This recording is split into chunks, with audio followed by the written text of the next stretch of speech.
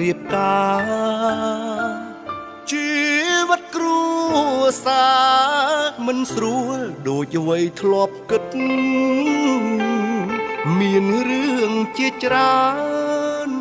ដែលលាក់ទុកក្នុងចិត្តមិនបងហាញប្រាប់ញាតិមិត្តសុខចិត្តទ្រាំបៀម្នាក់ឯងមិនទាន់រៀបការបងល្អគ្រប់យ៉ាងគិតថាសមណាងដែលបានជួបពៅនួនល្អងទោះបងគ្មានអ្វីក៏ស្រីមិនខឹងស្អប់បង